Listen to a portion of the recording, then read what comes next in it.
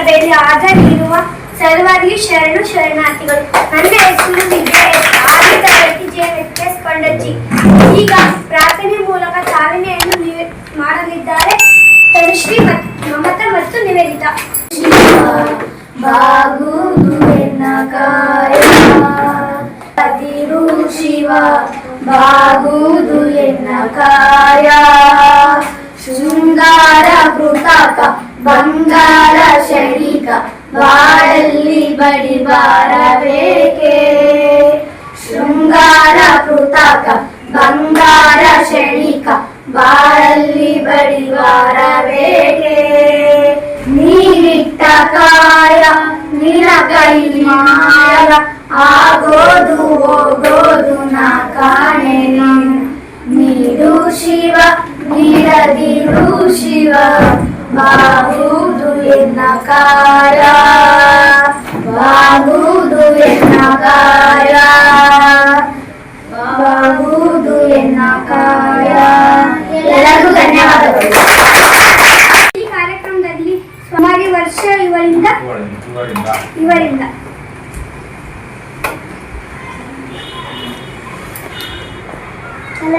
ಕಲಬೇಡ ವಿಷಯ ನುಡಿಯಲು ಬೇಡ ಮುನಿಯಬೇಡ ಕಣ್ಣ ಗಂಟಿಸಲು ಬೇಡ ಇತರರನ್ನು ಅಳೆಯಲು ಬೇಡ ಇದೇ ಅಂತರಂಗ ಶುದ್ಧಿ ಇದೇ ಬಹಿರಂಗ ಶುದ್ಧಿ ಇದೇ ನಮ್ಮ ಕೂಡಲ ಸಂಗಮ ದೇವನು ಒಲಿಯುವ ಪರಿ.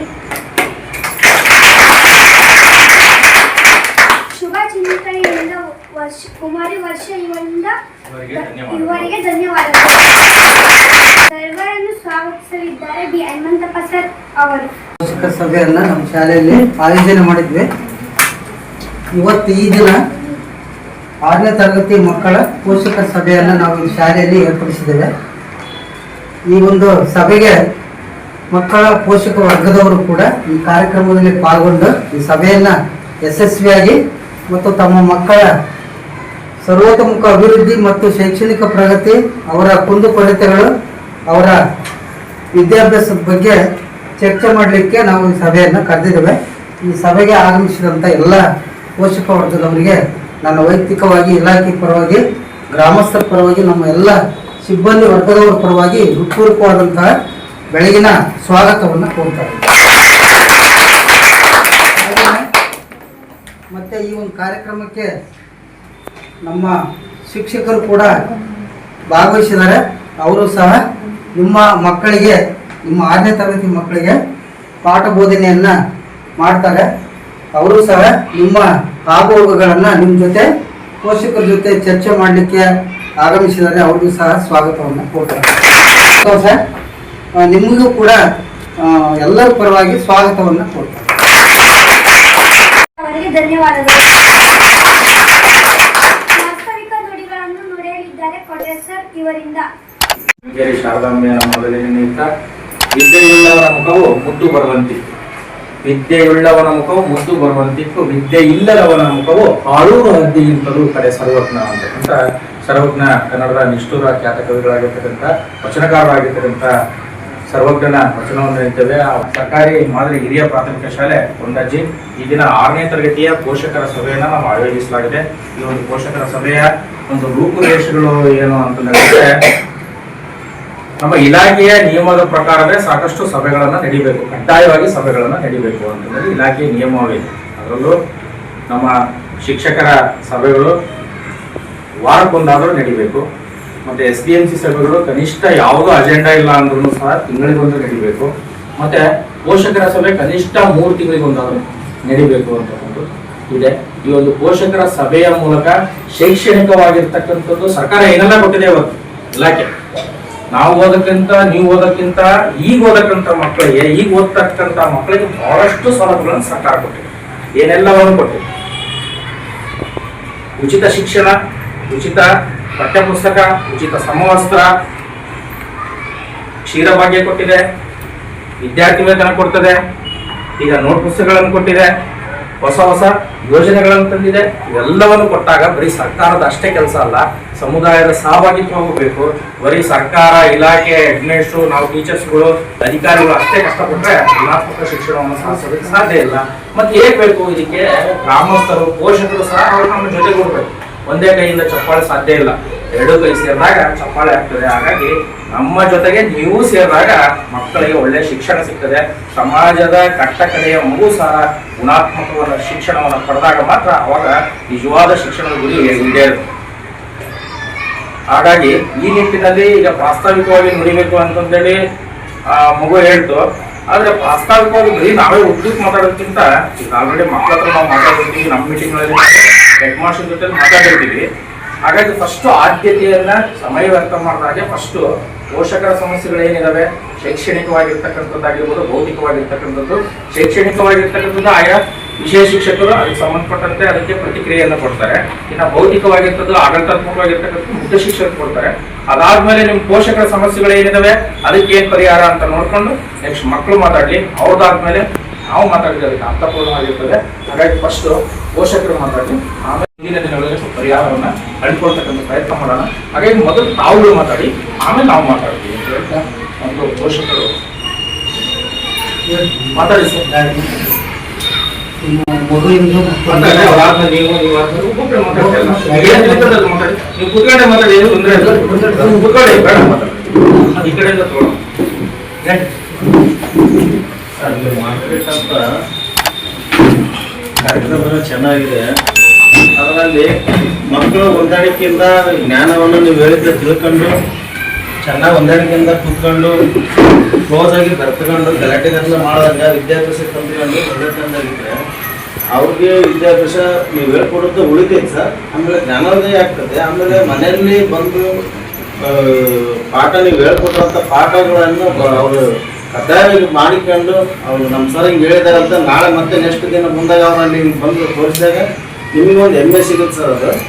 ಆ ನಂತರ ಆಮೇಲೆ ನಮಗೆ ಅದು ಈಗ ನಾವು ಎಜುಕೇಷನ್ ಏನಿಲ್ಲ ಸರ್, ನಮಗೆ ಎಜುಕೇಷನ್ ಅಲ್ಲ. ಈಗ ಅವ್ರು ಏನಾದ್ರು ಬಂದು ಬರೆದು ಕೊಟ್ಟಾರ, ನೀವು ಏನಾದ್ರು ಪಾಠ ಹಾಕಿಬಿಟ್ಟಿರ ಹೋಮ್ವರ್ಕು, ನಮಗೆ ಅದು ಗೊತ್ತಾಗೋದಿಲ್ಲ. ಅದು ಅವರೇ ತಿಳ್ಕೊಬೇಕು ಮೊದಲನಾಗಿ. ನಮ್ಮ ಸರ್ ಹಿಂಗೆ ಹಾಕಿಕೊಟ್ಟಿದ್ದಾರೆ, ನಮ್ಮ ಟೀಚರ್ಸ್ ಹಿಂಗೆ ಹಾಕಿದ್ದಾರೆ, ನಾವು ಮಾಡ್ಕೊಂಡು ಹೋಗ್ಬೇಕು, ಓದ್ಬೇಕು ಅನ್ನೋದು ಅವ್ರ ತಲೆಯಲ್ಲಿ ಉಳಿಬೇಕು ಸರ್. ಆಮೇಲೆ ಈಗ ನಮ್ಮಂಥವ್ರಿಗೆ ಆಲ್ಮೋಸ್ಟ್ ಭಾಳ ಜನ ನಮ್ಮಂಗೆ ಅದಾರ ಸರ್, ಓದಿದ್ದಾರೆ ಭಾಳ ಜನ ಇರೋದು, ವಿದ್ಯೆ ಗೊತ್ತಿದ್ದಾರೆ ಭಾಳ ಜನ ಅದಾರೆ. ಅದರ ಸಂಬಂಧವಾಗಿ ನೀವು ಒಂದು ಸ್ವಲ್ಪ ದಿನ ದಿನ ಅವರಿಗೆ ಗಮನಿಸ್ಕೊಂಡು ವಿದ್ಯಾಭ್ಯಾಸ ಕೊಟ್ಟು ಅದನ್ನ ಉಳಿಸ್ಕೊಂಡು ಹೋದ್ರೆ ಸಾಕು. ಅಲ್ಲಿ ಕನ್ನಡ ಮೀಡಿಯಂ ಇಂಗ್ಲಿಷ್ ಮೀಡಿಯಂ ಆಗಿತ್ತಲ್ಲ, ಅದರಲ್ಲಿ ಅವಳಿಗೆ ಆರ್ಟಿಫಿಟ್ ಆಗಿತ್ತು. ಅಲ್ಲಿಂದ ನಾನು ಇಲ್ಲಿ ಕರ್ಕೊಂಡ್ ಬಂದೆ. ಅವಳಿಗೆ ಸ್ವಲ್ಪ ಕನ್ನಡ ಓದಲಿಕ್ಕೆ ಕಷ್ಟ ಆಗ್ತಿದೆ. ಸ್ವಲ್ಪ ಅದನ್ನ ನೀವು ಸರಿ ಮಾಡಿದ್ರೆ ಒಳ್ಳೇದು. ಚೆನ್ನಾಗಿ ಓದ್ರಿ, ಒಂದೇ ಮನೆಯವರಾಗಿ ಇರ್ರಿ. ನೀವು ಒಡಾಡಕ್ ಹೋಗ್ಬಾರ್ದು. ಏನೋ ಒಟ್ಟು ಈ ಸ್ಕೂಲ್ ಹೆಸರು ಉಳಿಸ್ಬೇಕು, ನಿಮ್ ಜ್ಞಾನನೂ ಉಳಿಬೇಕು. ನಾವು ಓದಿದ ವಿದ್ಯಾಭ್ಯಾಸ ನಮ್ಮಲ್ಲಿ ಐತಿ. ಈ ಟೀಚರ್ಸ್ ಮಾಸ್ಟರ್ಗಳೆಲ್ಲ ಹೆಸರು ನೋಡು, ಮುಂದೆ ಹೋಗೋ ಸ್ಕೂಲಾಗೆಲ್ಲ ನೆನೆಸ್ಬೇಕು ನಿಮ್ಮ ಮಕ್ಕಳನ್ನ. ಇಲ್ಲಿ ಎಲ್ಲ ಶಿಕ್ಷಕರು ನಮಸ್ಕಾರಗಳು. ನಾನು ವಾಯುಪುತ್ರ ತಂದೆ ಸರ್. ದಿನನಿತ್ಯ ಬರೀ ಹೋಮ್ವರ್ಕ್ ಕಷ್ಟ ಮನೆ ಬರ್ತೀನಿ. ಇಷ್ಟೊಂದು ಹೇಳ್ತೀನಿ. ಆಲ್ರೆಡಿ ಪೋಷಕರು ಕೊಟ್ಟಿದ್ದಾರೆ, ತಾವು ತಿಳಿಸ್ಕೊಂಡಿದ್ದೀರಿ ಅಂತ ಭಾವಿಸ್ತೇನೆ. ಮೊದಲನೇದಾಗಿ ಒಂದು ಕ್ಲಿಯಾರಿಟಿ ಕೊಡ್ತೇನೆ. ಇವರು 6ನೇ ತರಗತಿಯ ತರಗತಿ ಶಿಕ್ಷಕನಾಗಿ ಕೇವಲ 1 ತಿಂಗಳು ಮಾತ್ರ ನನಗೆ ಕಳೆದಿತ್ತು. ಈ ಹಿಂದೆ ಇವರು ನನ್ನ ತರಗತಿ ಶಿಕ್ಷಕನಾಗಿದ್ದಿಲ್ಲ. ಇವರು ಯಾವ ಸಬ್ಜೆಕ್ಟ್ ತಗೊಳ್ತಾ ಇರಲಿಲ್ಲ. 6-7 ಮಾತ್ರ ನಾವೇ ಮಾಡ್ತೀವಿ, ಹೈಯರ್ ಕ್ಲಾಸ್ಗಳಿಗೆ ಸಬ್ಜೆಕ್ಟ್ ತಗೊಳ್ತೀವಿ. ಇವರು ನಮಗೆ ಸಿಕ್ಬಿಟ್ಟು 1 ತಿಂಗಳಾಗಿದೆ, 4 ಕ್ಲಾಸ್ ಟೀಚರ್. ಮತ್ತೆ ನಾನು ಒಂದೇ ಅಲ್ಲ, ನಾನು ಕನ್ನಡ ವಿಜ್ಞಾನ ಮಾಡಿದೆ, ಇನ್ನೂ 4 ಜನ ಟೀಚರ್ಸ್ ಇದ್ದಾರೆ. ಇಂಗ್ಲೀಷ್ ಮಾಡೋರು ಬೇರೆ ಇದ್ದಾರೆ, ಹಿಂದಿ ಮಾಡೋರು ಬೇರೆ ಇದ್ದಾರೆ, ಗಣಿತ ಮಾಡೋರು ಬೇರೆ ಇದ್ದಾರೆ, ಸಮಾಜ ವಿಜ್ಞಾನ ಮಾಡೋರು ಬೇರೆ ಇದ್ದಾರೆ. ಇದು ಇರ್ತಕ್ಕಂಥ ಮಾತು. ಹೌದು, ನಾನು ಮಾತ್ರ 2 ಸಬ್ಜೆಕ್ಟ್ ತಗೊಂಡೆ. ನನಗೆ ಸಿಕ್ಕಿದ್ರು ಕೇವಲ 1 ತಿಂಗಳು ಆಗಿದೆ ಅಷ್ಟೇ. 1 ತಿಂಗಳಾದ್ರೆ ರಜೆಗಳೆಲ್ಲ ಕಳೆದ್ರೆ 15ರಿಂದ 20 ದಿನ ನನಗೆ ಸಿಕ್ಕಿರ್ತಕ್ಕಂಥದ್ದು ಅಷ್ಟೇ. ಇನ್ನು ಬಹಳ ಅದ್ಭುತವಾಗಿ ಮಾತಾಡಿದ್ವಿ, ಬಹಳ ಖುಷಿ ಆಯ್ತು ನನಗೆ ಪೇರೆಂಟ್ಸ್ಗಳು ಮಾತಾಡಿರ್ತಕ್ಕಂಥದ್ದು. ಮೊದಲು ಮಂಜಣ್ಣವರಿಂದಲೇ ಉಲ್ಟಾ ಹೋಗ್ಬಿಡೋಣ, ಸ್ಟಾರ್ಟ್ ಮಾಡ್ಬಿಡೋಣ. ಈಗ ಮಂಜಣ್ಣವ್ರು ಹೇಳಿದ್ರು ಏನಂದ್ರೆ ಕನ್ನಡ ನನ್ನ ಮಗ ಬಾಯ್ ಬಿಡ್ತಾ ಇಲ್ಲ, ಓದ್ತಾ ಇಲ್ಲ, ಬರೀತಾ ಇಲ್ಲ ಅಂತಂದೇಳಿ. ಆಮೇಲೆ ಗ್ರೂಪ್ ಆಕ್ಟಿವಿಟಿ ಬಗ್ಗೆ ಹೇಳಿದೆ ನೀವು. ಆಲ್ರೆಡಿ ನಮ್ಮಲ್ಲಿ ಅತ್ಯಂತ ಯಶಸ್ವಿಯಾಗಿ ಗುಂಪು ಚಟುವಟಿಕೆಗಳು ನಡೀತಾ ಇದೆ. ಇಡೀ ಜಿಲ್ಲೆಗೆ ಮಾದರಿಯಾಗಿರ್ತಕ್ಕಂಥದ್ದು ನಮ್ಮ ತಾಲೂಕು. ಹೇಗೆ ಅಂದ್ರೆ ನೀವು ನೋಡಿರ್ಬೋದು, ಅಲ್ಲಿ ಗುಂಪು ಪ್ರಕಾರನ ಹಿಂದ್ಗಡೆ ಒಂದು ಸ್ಟಿಕ್ಕರ್ ಹಚ್ಚಿದೀವಿ. ಅಲ್ಲಿ ಫಸ್ಟ್ ಟೀಮ್ ಸೋಮವಾರ ಯಾರು ಟೀಮ್ ಇರೋದು ಎದ್ದೇಳಿ. ಫಸ್ಟ್ ಲೀಡರ್ ಯಾರು? ನಯನ ಬಂದಿಲ್ಲ. ಸೆಕೆಂಡ್ ಲೀಡರ್ ಯಾರು? ಇದೇಳಿ. ಆ ಟೀಮ್ನವರೆಲ್ಲ ಹೇಳಿ. ಫಸ್ಟ್ ಟೀಮ್ ಯಾವ ಟೀಮ್ ಅಮ್ಮ ನಿಮ್ದು? ಟೀಮ್ ಹೆಸರು ಹೇಳಿ. ಗ್ರೀನ್. ಓಕೆ, ಎಷ್ಟು ಜನ ಇದ್ದೀರಿ? 4 ಜನ ಇದ್ದೀರಿ. ಲೀಡರ್ ಯಾರು? ಫಸ್ಟ್ ಲೀಡರ್ ಯಾರು? ನಯನ. ಏನಾಗಿದ್ದಾರು? ಬಂದಿಲ್ಲ. ಸೆಕೆಂಡ್ ಲೀಡರ್ ಯಾರು? ಓಕೆ, ನೀವಿಬ್ರು ಮೆಂಬರ್ಸ್, 4 ಜನ ಇದ್ದಾರೆ. ಇವರು ಗ್ರೀನ್ ಟೀಮ್ ಅಂತ ಹೇಳಿ ಸೋಮವಾರ. ಅವಳು ತುಂಬಾ ಚೆನ್ನಾಗಿ ಓದ್ತಾಳೆ. ನಯನ ಇವತ್ತೇನೋ ಬಂದಿಲ್ಲ ಅವಳು. ನೆಕ್ಸ್ಟ್ ಇವನು ಪರವಾಗಿಲ್ಲ, ಇವರಿಬ್ಬರನ್ನು ಮೆಂಬರ್ ಮಾಡಿದ್ವಿ. ಫಸ್ಟ್ ಲೀಡರ್ ಸೆಕೆಂಡ್ ಲೀಡರ್ ಈಗ ಅಸಿಸ್ಟ್ ಮಾಡ್ತಾರೆ. ನೆಕ್ಸ್ಟ್ ಸೆಕೆಂಡ್ ಟೀಮ್ ಎದ್ದೇಳಿ, ನೀವು ಕುತ್ಕೊಳ್ಳಿ. ಹಾ, ನಿಮ್ದು ಯಾವ ಟೀಮ್ ಹೆಸರು ಹೇಳಿ?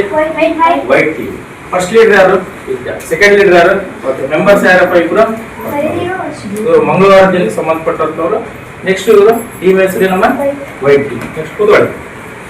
ಥರ್ಡ್ ಟೀಮ್ ಎದ್ದೇಳಿ, ಟೀಮ್ ಹೆಸರು ಹೇಳಮ್ಮ. ಯಾರು ಲೀಡ್ರು? ಹೇಳಮ್ಮ. Red team. ಫಸ್ಟ್ ಲೀಡರ್ ಯಾರು? ಸೆಕೆಂಡ್ ಲೀಡರ್ ಯಾರು?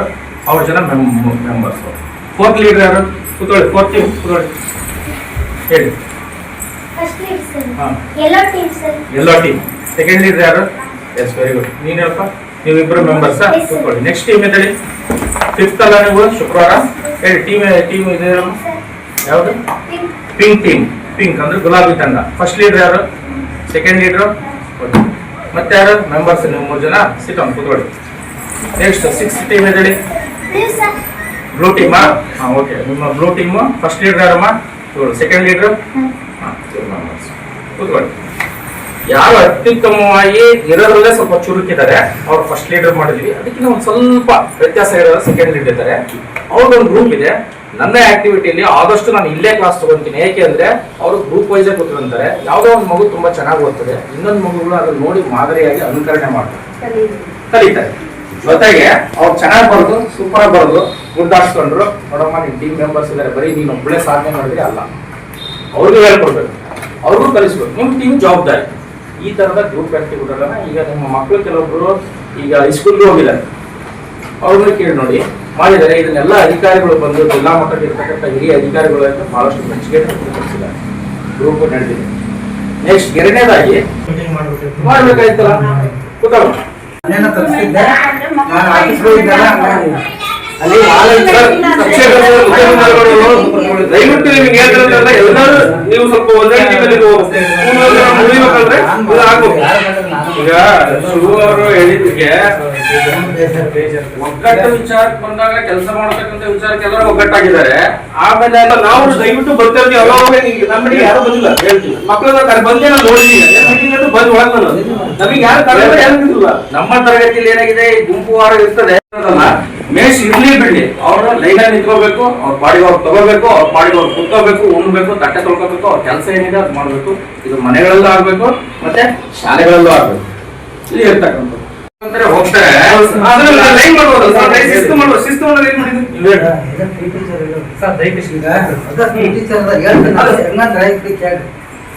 ಶಿಕ್ಷಕರಿಗೆ ಹೇಳ್ಬೇಕು, ಕಂಪಲ್ಸರಿ ಹೇಳ್ಬೇಕಲ್ಲ ಸರ್.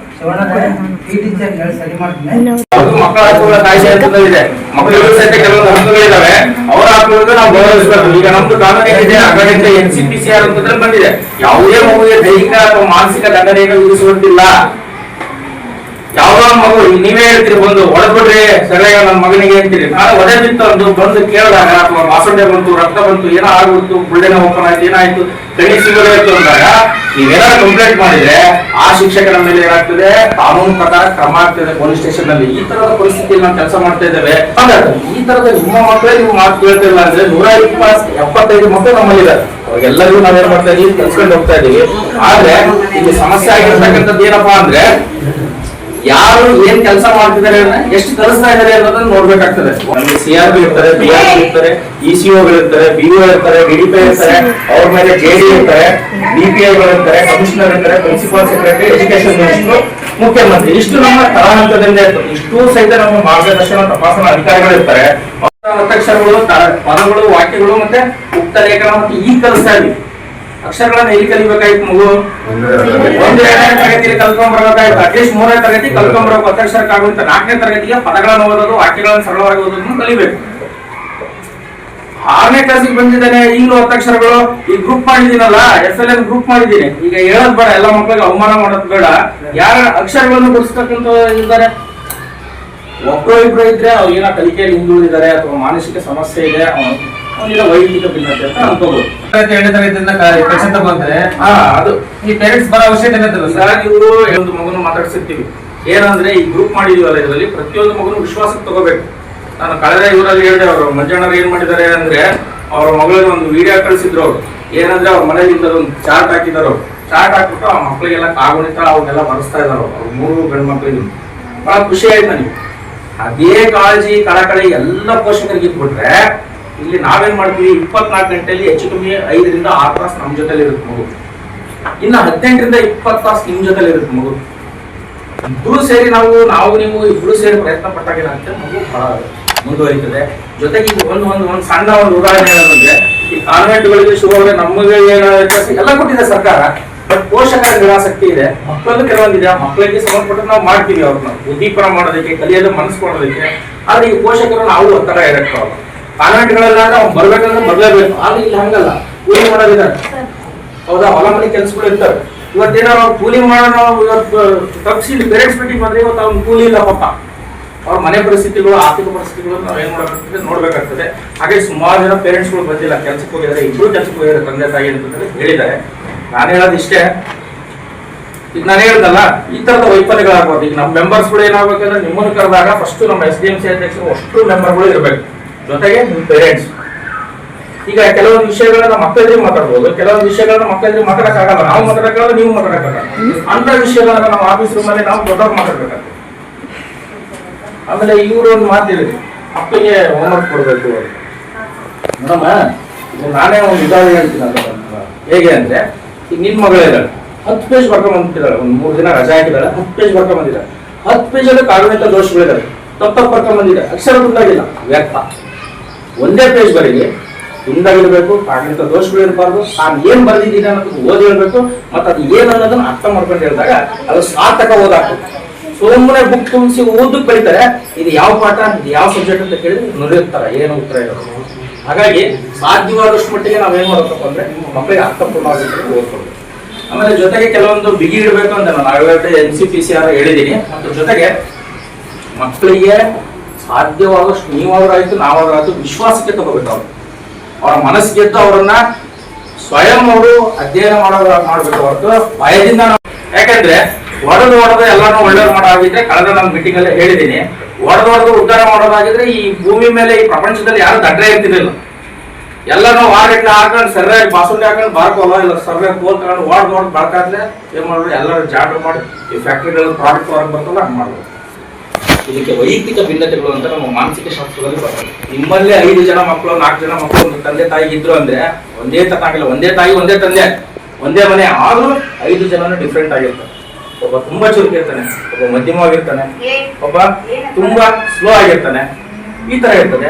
ಆ ವೈಯಕ್ತಿಕ ಭಿನ್ನತೆಗಾಗಿ ಗೌರವಿಸ್ಬೇಕು. ಈಗ ನಾವೇ 10 ಜನ ಇದೀವಿ, ಯಾವ್ದೋ ಒಂದು ವಿಷಯ ಕೇಳಿದ್ವಿ, 10 ಜನ ಒಟ್ಟಿಗೆ ಕೇಳಿದ್ರು, ಒಬ್ಬರೇ ಹತ್ರನೇ ಕೇಳಿದ್ರು ಒಟ್ಟಿಗೆ ಹೇಳಲ್ಲ. ಯಾಕಂದ್ರೆ ನಮ್ಮ ಜ್ಞಾನಕ್ಕೆ ಎಷ್ಟು ಸಿಗುತ್ತೋ ಅಷ್ಟನ್ನು ಮಾತ್ರ ನಾವೇನ್ ಮಾಡ್ತೀವಿ, ಉಳಿಸ್ಕೊಂತೀವಿ. ಹೀಗಾಗಿ ಪ್ರತಿಯೊಬ್ಬ ಮಗುವಿನ ಕಲಿಕೆ ವೇಗವೇನಂತೆ ಡಿಫ್ರೆನ್ಸ್ ಇರ್ತದೆ. ಬಹಳಷ್ಟು ಪೋಷಕರು ಹೇಳ್ದ, ಸರ್ ನಮ್ ದೊಡ್ಡ ಮಗ ಅದನ್ ಸರ್, ಅವನು ಅಷ್ಟಿಲ್ಲ ಸರ್, 2ನೇದನ್ ಸರ್ ಭಾರಿ ಚೆನ್ನಾಗಿ ಗೊತ್ತ ಸರ್, ಇನ್ 3ನೇದನ್ ಸರ್ ಅವ್ನು ಕಾನ್ವೆಂಟ್ಗೆ ಹಾಕ್ಬಿಟ್ಟ ಸರ್, ಸೂಪರ್ ಹೋಗ್ತಾರೆ. ಯಾರು ಸೂಪರ್ ಆಗಿ ಹೋಗ್ತಾರೋ ಅವ್ರನ್ನೆಲ್ಲ ಕಾನ್ವೆಂಟ್ಗಳಿಗೆ ಹಾಕ್ಬಿಡ್ತಾರೆ. ಅಲ್ಲಿ ಡಲ್ ಆದ ಅಂದ್ರೆ ಅವ್ರು ಏನಾದ್ರು ಪದೇ ಪದೇ ಅವ್ರು ರಿಪೋರ್ಟ್ ಮಾಡಿದ್ರು ನಮ್ಮ ಸರ್ಕಾರಿ ಶಾಲೆಗೆ ನಾವು ಯಾರು ಇದ್ರಿಗೂ ಕಂಪ್ಲೇಂಟ್ ಮಾಡಂಗಿಲ್ಲ. ನಿಮ್ಮನ್ನು ಕಳಿಸ್ಬಿಟ್ಟು ಏನಮ್ಮ ನಿಮ್ಮ ಮಗನಿಗೆ 10 ಸಲ ಹೇಳ್ಕೊಟ್ಟಿದ್ದೀನಿ, 10 ಪೇಜ್ ಬರ್ಸಿದ್ದೀನಿ, ನಿನ್ ಮಗ ಏನು ಉಪಯೋಗ ಇಲ್ಲ. ಅದೇ ಕಾನ್ವೆಂಟ್ಗಳಲ್ಲಿ ಹೋದ್ರೆ ಏನ್ ಮಾಡ್ತಾರೆ, ಆ ಮಗು ಬರ್ಲಿಲ್ಲ ಅಂದ್ರೆ ಅವ್ರಿಗೆ ಏನ್ ಮಾಡ್ತಾರೆ, ಪನಿಷ್ಮೆಂಟ್ ಕೊಡ್ತಾರೆ. ನಾವೇನಾದ್ರು ವರ್ಕ್ ಕೇಳಿದ್ರೆ ಅವ್ರು ಪ್ರತಿಯೊಬ್ರು ಎಷ್ಟೇ ದುಡ್ಡಾಗ್ಲಿ ಅವರೇ ಮಾಡ್ಕೊಂಡ್ ಬರ್ತಾರೆ ಪೇರೆಂಟ್ಸ್. ಹಂಗಂತ ನಾನು ಇಲ್ಲಿ ದೂಷಣೆ ಮಾಡ್ತಿಲ್ಲ ಪೇರೆಂಟ್ಸ್, ಯಾಕಂದ್ರೆ ನಾನು ಆಲ್ರೆಡಿ ಹೇಳಿದೆ ಅವ್ರ ಪರಿಸ್ಥಿತಿಗಳೇ ಅವ್ರಿಗೆ ಕಷ್ಟ ಇರ್ತದೆ.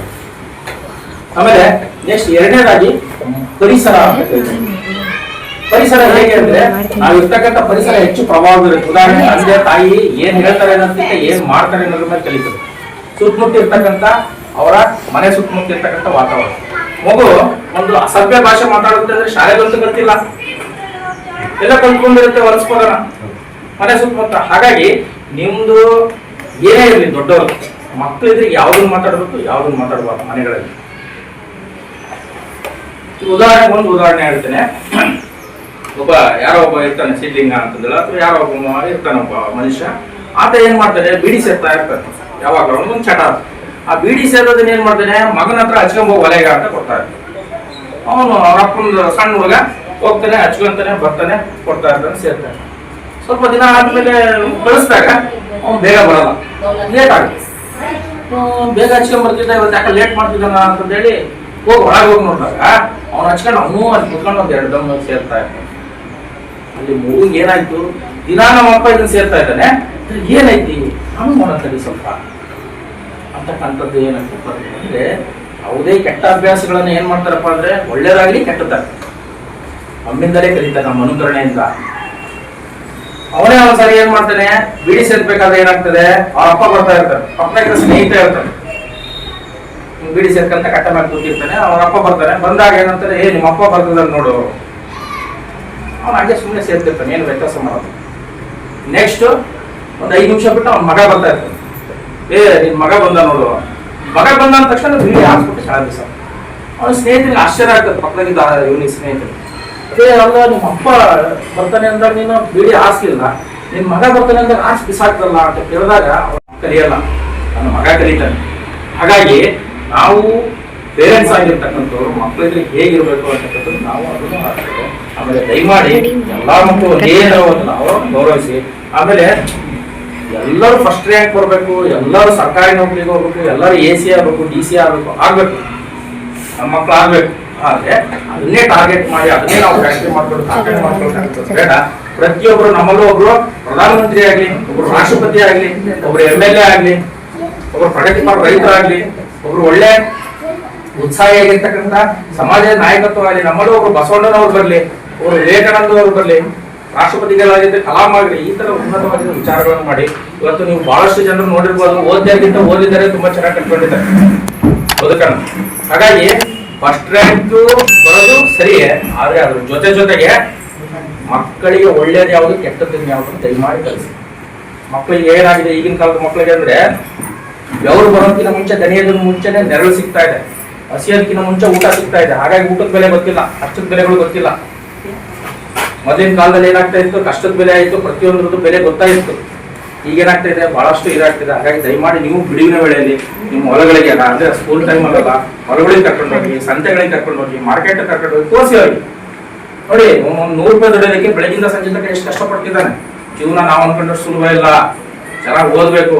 ಅವ್ನು ನೋಡಿ ಕಾರಲ್ಲಿ ಹೋಗ್ತಾ ಇದ್ದಾನೆ, ಆಫೀಸರ್ ಆಗಿದ್ದಾನೆ, ಅವನ ಜೀವನ ಹೆಂಗಿದೆ, ಇವನ್ ಜೀವನ ಹೆಂಗಿದೆ, ಅವನ್ ಎಷ್ಟು ಸಂಬಳ ದುಡಿತಾನೆ ಬೆಳಗಿಂದ ಸಂಜೆ ತನಕ, ಇವನ್ ಸಂಬಳ ಎಷ್ಟು, ಅವ್ನ್ ಯಾಕೆ ಹಂಗಾದ, ಇವನ್ ಯಾಕೆ ಹಿಂಗಾದ, ಮತ್ ನಾವು ಹಂಗಾಗಲ್ವಾ, ಕಾರಲ್ಲಿ ಕೂತ್ಕೊಂಡು ಹೋಗಕ್ಕಾಗಲ್ವಾ?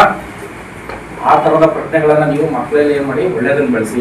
ಆಮೇಲೆ ಕೆಲವೊಂದನ್ನ ಯಾವ್ದನ್ನ ಮಾತಾಡ್ಬೇಕು ಯಾವ್ದನ್ನ ಮಾತಾಡಬಾರ್ದು ಅಂತ ಮಾಡಿ ನಮ್ಮ ಹತ್ರನ ಇರ್ಲಿ ಅಂತ ಹೇಳ್ತಾ, ಆಮೇಲೆ ಈಗ ಪೇರೆಂಟ್ಸ್ ಆದವರು ಸ್ವಲ್ಪ ಸಮಾಧಾನವಾಗಿರ್ಬೇಕು. ಹೇಗೆ ಅಂದ್ರೆ, ಮಕ್ಕಳು ಹೊಡೆದ್ರೆ ನಾವು ದೊಡ್ಡವರು ಹೊಡೆದಕ್ಕಾಗಲ್ಲ. ಈ ಉದಾಹರಣೆ, ನಿಮ್ಮ ಮಗನಿಗೆ ಯಾರೋ ಹೊಡೆದ, ಯಾವ್ದೋ ಹುಡುಗ ಬಂದು ಹೇಳ್ದ, ಏನೋ ಒಂದ್ ಸ್ವಲ್ಪ ರಕ್ಷಣೆ ಬಂತು, ಏನೋ ಆಯ್ತು, ನೀವು ಬಂದ್ಬಿಟ್ಟು ಏನ್ ಮಾಡ್ತೀರಿ, ರಾಪ್ ಅಂತ ಎರಡು ಬಿಟ್ಬಿಡ್ತೀವಿ. ಆ ಮಗು ಆ ಟೈಮಲ್ಲಿ ಹತ್ಕೊಂಡ್ ಹೋಗಿ ಅಲ್ಲಿ, ಅಥವಾ ಆ ಮಗು ಹೋಗದಿದ್ರೆ ಇರ್ತಾರಲ್ಲ ಅವ್ರು ಹೋಗಿ ಹೇಳ್ಬಿಡ್ತಾರೆ, ನಿಮ್ಮ ಮಗನಿಗೆ ಹಂಗಾತಂತ ಹಿಂಗಾತಂತ. ಆ ಹುಡುಗ ಬಂದು ನೀವು ಹೋಗಿರ್ತೀರಿ ಮನೆಗೆ, ಅವ್ನು ಬಂದು ನಿಮ್ಮ ಮಗನಿಗೆ ಆಗ್ಬಿಟ್ಟು ಜಗಳ ಎಲ್ಲಿ ಹೋಗ್ತದೆ, ಶಾಲೆಯಲ್ಲಿ ಚಿಕ್ಕ ಮಕ್ಕಳು ಜಗಳ ಊರಲ್ಲಿ ಆಗ್ತದೆ. ಆಮೇಲೆ ನೀವು ದೊಡ್ಡ ಹೊಡೆದಾಡಿ ಮುಂದೆ ಅದು ದೊಡ್ಡದಾಗ್ತಕ್ಕಂಥದ್ದು ಬೇಡ. ಸಣ್ಣದಿದ್ದಾಗ ಅವ್ರಿಗೂ ಬುದ್ಧಿವಾದಗಳನ್ನ, ನಿಮಗೂ ಬುದ್ಧಿವಾದಗಳನ್ನ, ನಿಮ್ಗೋಸ್ಕರ ನಾವಿರ್ತಕ್ಕಂಥದ್ದು. ನಿಮ್ಮ ಶಾಲೆಗೆ ನಾವು ಕೆಲಸ ಮಾಡಕ್ ಬಂದಿದೀವಿ ಅಂದ್ಮೇಲೆ ನಾವು ನಿಮ್ಗೋಸ್ಕರನೇ ಇರ್ತಕ್ಕಂಥದ್ದು. ಆಮೇಲೆ ಲೋಪದೋಷಗಳು ಎಲ್ಲಾಗಿದ್ದಾವೆ ಈಗ ನಾನು ಹೇಳ್ತಕ್ಕಂಥದ್ದು.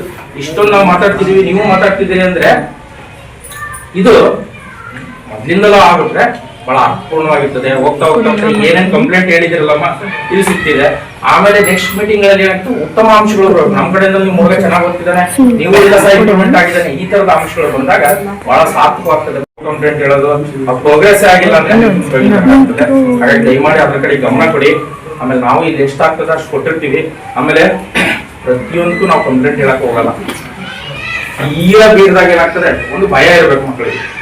ನಮ್ಮ ಅಪ್ಪ ಕರಿತೀನಿ, ನಮ್ಮ ಅಪ್ಪಗೆ ಹೇಳ್ತೀನಿ, ನಮ್ಮ ಅಪ್ಪಗೆ ಹೇಳೋ ಅನ್ನೋ ಭಯ ಇರ್ಬೇಕು. ನಾವು ಪದೇ ಹೇಳಿದ್ವಿ, ಪದೇ ಹೇಳಿದ್ರೆ ನಮ್ಮ ಅಪ್ಪಗೆ ಆಲ್ರೆಡಿ 4 ಸಲ ಹೇಳೋದು, ನಮ್ಮ ಅಪ್ಪ ಏನ್ ಮಾಡ್ತಾರೆ ಇಷ್ಟ ಬಿಡ್ರಿ ನಿಮ್ ಮೇಷಿಗೆ ಹೇಳ್ತೇನೆ ಯಾಕೆ ಬರ್ಬೇಕಾ, ಇಷ್ಟು ಭಯ ಇರ್ಬೇಕು ಹೊರತು ಅದು ಬಿಟ್ಟು ಪದೇ ಬಂದ್ ಹೇಳಿದಾಗ ನಮ್ಮ ಮೇಷ ಏನ್ ಮಾಡ್ತಾರೆ, ನಮ್ಮ ಅಪ್ಪ ಬರ್ಲಿ, ನಮ್ಮ ಅಮ್ಮ ಬಂದ್ ಹೇಳಿ 4 ಕೊಡ್ತಾರೆ ಬಿಡ್ಲಿದ್ದು ಅನ್ನೋ ಆ ತರದ ಮನೋಭಾವ ಬರಬಾರ್ದು. ಈಗ ಉದಾಹರಣೆಗೆ ಸಚಿನ್ ತೆಂಡೂಲ್ಕರ್ ವಿಶ್ವಶ್ರೇಷ್ಠ ಅಗ್ರಮಾನ್ಯ ಬ್ಯಾಟ್ಸ್ಮನ್ ಆತ, ಕ್ರಿಕೆಟ್ ಲೋಕದ ದಂತಕಥೆ ಅಂತ ಕರೀತಾರೆ. SLC ಫೇಲ್ ಆತ. ಇವತ್ತು ಮುಂಬೈ ಒಳಗೆ ಮಹಾರಾಷ್ಟ್ರದಲ್ಲಿ SLC ಸಿಲೆಬಸ್ಗೆ ಆತನ ಪಾಠ ಇಟ್ಟಿದ್ದಾರೆ. ಹಾಗಾದ್ರೆ ಸಾಧನೆ ಅಂತಕ್ಕಂಥದ್ದು ಏನಾಗ್ತದೆ ಅಂದ್ರೆ ಬರೀ ಇದು ಅಲ್ಲ, ನಮ್ಮ ಶಿಕ್ಷಣ ಏನಂದ್ರೆ ಒಳ್ಳೆತನದಲ್ಲಿ ಬದುಕ್ತಕ್ಕಂಥ ಕಲೆಯನ್ನು ಕಲಿಸಿಕೊಡ್ತಕ್ಕಂಥದ್ದು. ಬರೀ ಮಾರ್ಕ್ಸ್ ಹಿಂದೆ A+, 90% ಅಲ್ಲ. ಸೊ ಹಾಗಾಗಿ ದಯಮಾಡಿ ಅದ್ರ ಕಡೆಗೆ ಗಮನ ಕೊಡ್ಲಿ. ಆಮೇಲೆ ಸಾಕಷ್ಟು ಸಮಸ್ಯೆಗಳು ಈಗ ಆಲ್ರೆಡಿ ಚರ್ಚೆ ಮಾಡಿದ್ರಿ, ಅದಕ್ಕೆ ನಾವು ಉತ್ತರ ಕೊಟ್ಟಿದ್ದೀವಿ. ಇನ್ನು ಯಾರು ಕನ್ನಡ ನನ್ನ ಮಗನಿಗೆ ಇನ್ನೂ ಬರ್ತಾ ಇಲ್ಲ ಅಂದ್ರು, ಕನ್ನಡನೇ 6ನೇ ಕ್ಲಾಸಿಗೆ ಬಂದು ಈ ಕತೆ ಆದ್ರೆ ಇನ್ನು ಇಂಗ್ಲಿಷ್ ಹಂಗೆ ಹಿಂದಿ ಹೆಂಗೆ, ಗಣಿತ ಹೆಂಗೆ ಯೋಚನೆ ಮಾಡ್ಬೇಕಲ್ಲ. ಕೆಲವೊಂದು ಹಿಂದಿ ಏನು ಒಂದ್ ಗೊತ್ತಾನೆ ನಿಮಿಷ ಇಲ್ಲ ತಡೆಯಮ್ಮ. ಸೈನಾ. ಒಂದ್ ನಿಮಿಷ ತಡೆ. ಅವ್ರಿಗೆ ಕನ್ನಡ ಓದಕ್ ಬರೆಯಕ್ ಬರ್ತದೆ, ಕನ್ನಡ ಚೆಕ್ ಮಾಡಿದ್ರು. ಇಂಗ್ಲಿಷ್ ಓದಕ್ ಬರೆಯಕ್ ಬರಲ್ಲ, ಇಂಗ್ಲಿಷ್ ಹೆಂಗೆ? ಗಣಿತ ಬರಲ್ಲ, ಗಣಿತ ಹೆಂಗೆ? ಯೋಚನೆ ಮಾಡ್ಬೇಕಾಗ್ತದಲ್ಲ. ನಮಗೆ ಗೊತ್ತಿರೋ ಸಬ್ಜೆಕ್ಟ್ ನಾವು ಚೆಕ್ ಮಾಡ್ಬಿಟ್ವಿ, ಇಂತ ಬರಲ್ಲ ಸರ್ ಅಂತ ಹೇಳಿದ್ವಿ. ಅಟ್ಲೀಸ್ಟ್ ನೀವು ಓದಕ್ ಬರೆಯಕ್ ಬರೋದಿದ್ರು ನಿಮ್ಮ ಮಕ್ಕಳನ್ನ ಪಕ್ಕದಲ್ಲಿ ಕೂರ್ಸ್ಕೋಬೇಕು. ಇವತ್ತು ಏನ್ ಹೇಳಿದ್ರು, ಯಾವ ವಿಷಯ ಏನ್ ಹೇಳಿದ್ರು, ಯಾವ್ದು ಹೇಳಿದ್ರು, ಒಳ್ಳೆ ವಿಚಾರಗಳನ್ನ ಕೇಳ್ಬೇಕು, ಕೆಟ್ಟ ವಿಚಾರಗಳಿದ್ರೆ ಅಂತ ಮಾಡಬಾರ್ದು ಅಂತ ನೀವು ಅವ್ರಿಗೆ ಮಾರ್ಗದರ್ಶನ ಮಾಡ್ಬೇಕು. ಜೊತೆಗೆ ನೀವು ಅಟ್ಲೀಸ್ಟ್ ಓದಕ್ ಬರೆಯಕ್ ಬರ್ಲಿಲ್ಲ ನೀವು ಏನ್ ಬರ್ತಿದ್ಯಪ್ಪ, ನೀವು ಚೆನ್ನಾಗ್ ಬರ್ದಿದ್ಯಾ, ಚೆನ್ನಾಗ್ ಶಬಾಶ್ಗಿರಿ ಕೊಡಿ. ನಾಳೆ ಮತ್ತೆ ಬಂದು ಮಗು ತೋರಿಸುತ್ತೆ, ಅಮ್ಮ ನೋಡಮ್ಮ ಇಂಥದ್ದು ಬರ್ದಿದ್ದೀನಿ, ಅಪ್ಪ ನೋಡಪ್ಪ ಇಂಥದ್ದು ಬಂದು ತೋರಿಸುತ್ತೆ. ನೀವು ಗದರ್ಸ್ಬಿಟ್ರೆ ಮಕ್ಕಳು ಯಾವುದು ತೋರ್ಸಲ್ಲ. ಅವ್ರು ಏನ್ ಮಾಡಿದ್ರೆ ಅಂತ ನಿಮಗೆ ಗೊತ್ತಾಗಲ್ಲ, ನೀವೇನ್ ಅನ್ಕೊಂಡಿದ್ರಿ ಅಂತ ಅವ್ರಿಗೆ ಗೊತ್ತಾಗಲ್ಲ. ಕಮ್ಯುನಿಕೇಶನ್ ಗ್ಯಾಪ್ ಆಗ್ತದೆ. ದಯಮಾಡಿ ಡೈಲಿ ಒಂದು ಅರ್ಧ ಗಂಟೆ ಕೂರಿಸ್ಕೊಳ್ರಿ. ಆಮೇಲೆ ಜೊತೆಗೆ ಸಾಕಷ್ಟು ಒಳ್ಳೆ ವಿದ್ಯಾರ್ಥಿಗಳಿದ್ದಾರೆ. ಆಮೇಲೆ ನಿನ್ ಮಗಳು ಹೇಳಿದ್ರಲ್ಲಮ್ಮ, ಅವಳು ಕನ್ನಡ ತುಂಬಾ ಚೆನ್ನಾಗಿ ಮಾತಾಡ್ತಾಳೆ. ಆಮೇಲೆ ಕನ್ನಡದ್ದು ವ್ಯಾಕರಣ ಬಹಳಷ್ಟು ಉದ್ಭುತ ಮಾಡ್ತಾಳೆ. ಹ್ಯಾಂಡ್ ರೈಟಿಂಗ್ ಒಂದು ಉಂಟಾಗಲ್ಲ. ಆಮೇಲೆ ನೀವು ಹೇಳಿದ್ರಲ್ಲ ಇಂಗ್ಲಿಷ್ ಮೀಡಿಯಂ ಅಲ್ಲಿ ಇದ್ದು ಕನ್ನಡ ಮಾತೃಭಾಷೆ ಆಗಿರೋದ್ರಿಂದ ಇಂಗ್ಲಿಷ್ ಇಂದ ಕನ್ನಡದವ್ರಿಗೆ ಬಂದ್ರೆ ಫುಲ್ ಫಾಸ್ಟ್ ಆಗ್ಬಿಡ್ತಾರೆ. ಬೇಗ ಇಂಗ್ಲಿಷ್ ಹೋದ್ರೆ ತೊಂದರೆ ಆಗ್ತದೆ. ಯಾಕಂದ್ರೆ ಮಾತೃಭಾಷೆ ಅಲ್ಲ, ಎದ್ದು ಬಿದ್ದು ಮಾತಾಡ್ತಾರಲ್ಲ, ಹಾಗಾಗಿ ಅವ್ರು ಏನ್ ಮಾಡ್ತಾರೆ. ಈಗ ಹೇಳಿದ್ರು ಉಳಿದ ಸಬ್ಜೆಕ್ಟ್ ನೀವು ಆದ್ರೂ ಅಷ್ಟೇ, ಪೋಷಕರು ಮಾತಾಡ್ಬೇಕಂತ ಸಂದರ್ಭದಲ್ಲಿ ಬರೀ ಕಂಪ್ಲೇಂಟ್ಸ್ ಗಳನ್ನ ಹೇಳೋದಕ್ಕೆ ನಮ್ಮ ಪೋಷಕರ ಸಭೆ ಇರಲ್ಲ. ಉತ್ತಮ ಅಂಶಗಳು ಇದ್ರೆ ಉತ್ತಮ ಅಂಶಗಳನ್ನೇ ಹೇಳ್ಬೇಕು. ಸಮಸ್ಯೆಗಳಿದ್ರೆ ಸಮಸ್ಯೆ ಆಗ್ಬೇಕು, ಸಮಸ್ಯೆ ಪರಿಹಾರ ಕಂಡುಬೇಕು. ಉತ್ತಮ ಅಂಶಗಳಿಗೆ ನಿಮ್ಮ ಮೆಚ್ಚುಗೆ ಕೊಟ್ಟಾಗ ಅದನ್ನೇನ್ ಮಾಡ್ತಾರೆ, ಅವ್ರು ಖುಷಿ ಪಡ್ತಾರೆ ಮತ್ತೆ ಮುಂದುವರಿಸ್ತಾರೆ. ಜೊತೆಗೆ ಉಳಿದಂತ ಟೀಚರ್ಸ್ ಏನಿದಾರಲ್ಲ, ಅವ್ರು ಯಾರೋ ಒಳ್ಳೇದ್ ಮಾಡ್ತಾ ಇದ್ದಾರೆ, ನಾವು ಅದನ್ನ ಮಾಡೋಣ ಅಂದ್ಬಿಟ್ಟು ಇಡೀ ಶಾಲೆ ಉದ್ಧಾರ ಆಗ್ತದೆ. ಹಾಗಾಗಿ ದಯಮಾಡಿ ಏನ್ ಮಾಡಿ ಅಂದ್ರೆ ಮೆಚ್ಚುಗೆ ಅಂಶಗಳೇನಿದಾವೆ ಅವನ್ನೇ ಹೇಳ್ಬೇಕು. ಆಮೇಲೆ ಯಾವ ಸಬ್ಜೆಕ್ಟ್ ಯಾವ್ದು ಅಂತ ನೀವು ಹೇಳಿದ್ರೆ ಅದು ಪರಿಹಾರ ಆಗ್ತದೆ. ಸುಮ್ಮನೆ ಮಾಸಾಗಿ ಗುಂಪಲ್ಲಿ ಗೋವಿಂದ ಅಂದ್ಬಿಟ್ರೆ ಮಕ್ಕಳು ಏನ್ ಮಾಡ್ತಾರೆ, ಯೂಟ್ಯೂಬ್, ಫೇಸ್ಬುಕ್ ಅವ್ರಿಗೆ ಬೇಕಾದ್ ನೋಡ್ಲಿಕ್ಕೆ ಏನ್ ಮಾಡ್ತಾರಪ್ಪ ಇಂಥದ್ದು ಬಳಸ್ತಾರೆ. ಅಂತದೇನೈತೆ ನಮ್ ಫೋನ್ ನಂಬರ್ ಇರ್ತದೆ, ನೀವು ನಮಗೆ ಫೋನ್ ಮಾಡಿ, ಫೋನ್ ಮಾಡಿ ಅಲ್ಲಿ ಸತ್ಯ ಗೊತ್ತಾಗ್ತದೆ. ಆಮೇಲೆ ಇದಲ್ಲ ಒಂದು ಉದಾಹರಣೆ, ಅವ್ರು ತಗೊಂಡ್ಬಿಟ್ಟು ಏನ್ ಮಾಡ್ತಾರೆ, ಫೇಸ್ಬುಕ್ ನೋಡ್ತಿರ್ತಾರೆ. ಸುಮಾರು ಜನ ಏನ್ ಮಾಡ್ತಾರೆ, ಇನ್ಸ್ಟಾಗ್ರಾಮ್ ಅಲ್ಲಿ ರೀಲ್ಸ್ ಹಾಕ್ತಾರೆ. ಹೌದಾ, ಅದಕ್ಕೆ ತಗೊಂಡ್ ಬಳಸಿ. ನೀವು ಬರ್ತಿದ್ದಂಗೆ ನೀವು ಏನೇ ಕೆಲಸ ಮಾಡ್ತಿರ್ತೀರಿ, ಅವ್ರು ಬೇರೆ ಮಾಡ್ತಿರ್ತಾರೆ ಮೊಬೈಲ್ ಅಲ್ಲಿ. ಅವ್ರ ಹತ್ರಕ್ಕೆ ಬರ್ತಿದ್ದಂಗೆ ಏನ್ ಮಾಡ್ತಾರೆ, ನೋಟ್ಸ್ ಓಪನ್ ಮಾಡ್ಕೊಂಡು ಇಂಥವು ಮಾಡ್ತಾರೆ. ನಿಮಗೆ ಏನಾಗತ್ತೆ, ಬೇಸ್ ನೋಟ್ಸ್ ಕಳ್ಸಾರೆ, ಮೇಡಮ್ ನೋಟ್ಸ್ ಕಳ್ಸಾರೆ. ಅವ್ರು ಇನ್ಸ್ಟಾಗ್ರಾಮ್ ಹಾಗೆ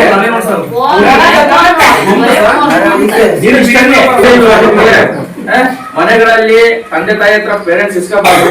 ಯಾರು ಕೊಟ್ಟಾಗ ಅದ್ರಲ್ಲಿ ಇರೋದನ್ನ ಫಸ್ಟ್ ನೀವು ತೋರಿಸಿ, ನೀವೇ ನೋಡಿರೋದಲ್ಲ. ಅದು ಯಾವ ವಿಡಿಯೋ ಬಂದಿದೆ, ಯಾವ ಮಿಸ್ ಏನ್ ಮಾಡಿದ್ದಾರೆ, ಯಾವ ಮಾರ್ಕ್ಸ್ ಏನ್ ಮಾಡಿದ್ದಾರೆ, ನೀವೇನ್ ಆಕ್ಟಿವಿಟಿ ಮಾಡಿದ್ರೆ ನೋಡಿ ಖುಷಿ ಆಗುತ್ತೆ ಅವ್ರಿಗೆ.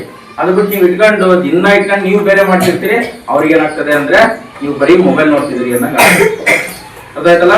ಉಳಿದ ಮತ್ತೆ ಈಗ ಪೋಷಕರು ಮಾತಾಡಿದೀವಿ, ನಾವು ಮಾತಾಡಿದೀವಿ, ಈಗ ಹೆಡ್ ಮಾಸ್ಟರ್ ಮಾತಾಡೋರಿದ್ದಾರೆ, ಮತ್ತೆ ಬೇರೆ ಟೀಚರ್ಸ್ ಮಾತಾಡೋರಿದ್ದಾರೆ. ಬೇಗ ಆದಷ್ಟು ಬೇಗ ನೀವು ಮಕ್ಕಳದ್ದು ಏನಾದ್ರು ಸಮಸ್ಯೆ ಇದೆಯಾ, ಏನಿಲ್ಲಲ್ವಾ ನಿಮ್ದು ಹೇಳಿ.